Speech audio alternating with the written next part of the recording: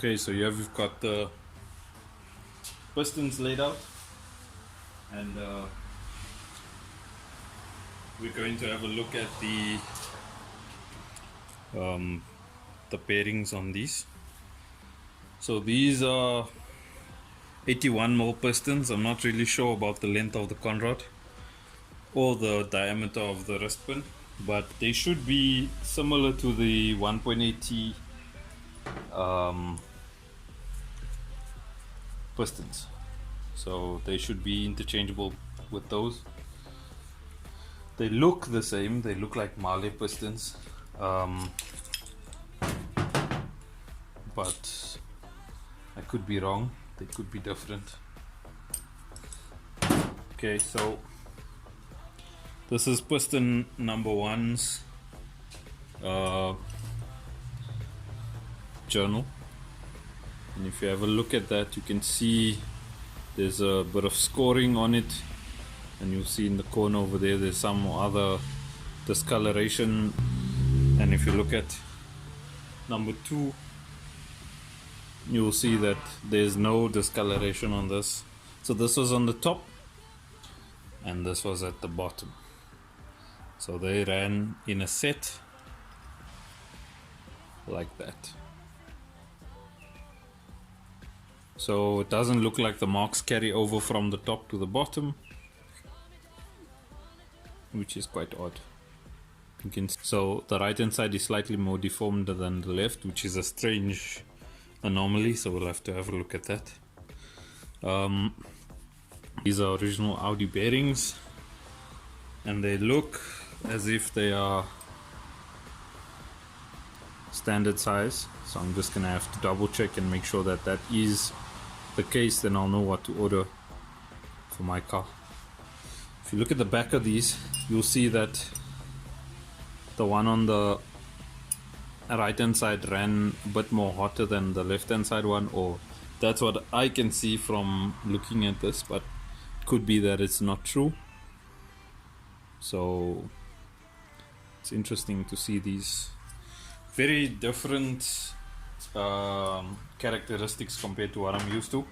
The other thing that I've noticed is that if you have a look at the end cap, especially where they meet up, so this surface over here and this surface over here, they look as if they weren't machined, but they fit together like that, and they were actually broken off in the factory instead of cut and machined like other conrods that I'm used to.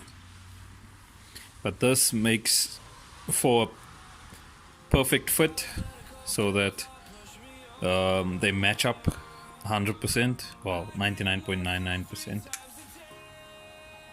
and that's number one. So the rest of them are pretty similar to number one, but yeah, all look similar to number one. So nothing too hectic there. It does beg the question, did this motor run hot at some stage? So number one's piston looks like this. There's a fair bit of gunk on the rings, but nothing out of the ordinary for a used engine. You can see that there's a bit of carbon buildup on the head of the piston. So that's number one. If you look at number three,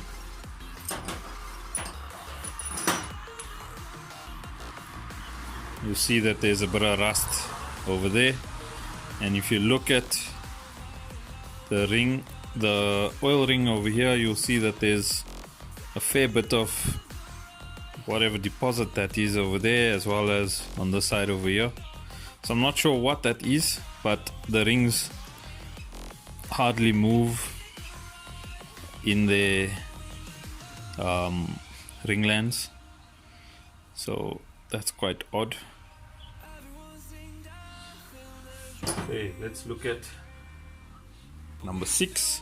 You can see a fair bit of rust over here, and if you look at the rings, they are literally merged with the piston, so I need to look at that and see what's going on.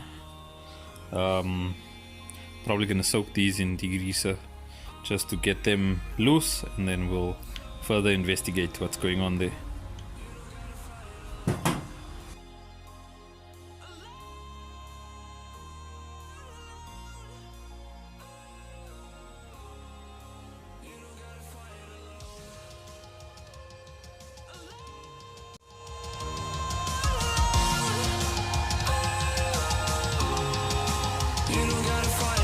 Okay, so I've just soaked this in that mixture for, well, it's not a mixture, it's solvent-based engine cleaner. So what that does is it dissolves carbon, it dissolves a solidified oil, so the gunk, and now you can see the rings can move in the ringlands freely. So yeah, the piston number 3 is not looking too bad at this stage. Just need to brush it a bit more and should be fine.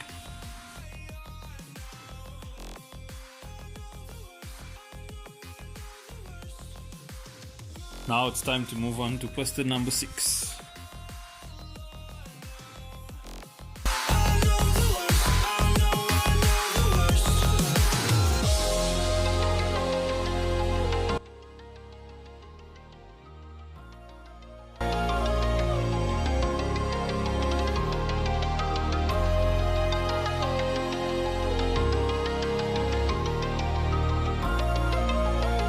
Okay, so the piston's been sitting in this for about 30 minutes or so.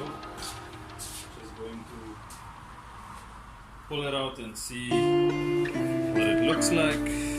Let's have a look, see what happens.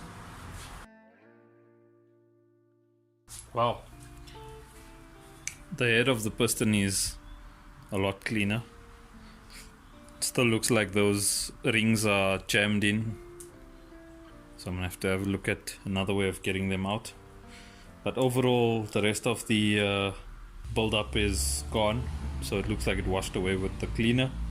I'm just gonna try and dislodge these rings and we should be fine.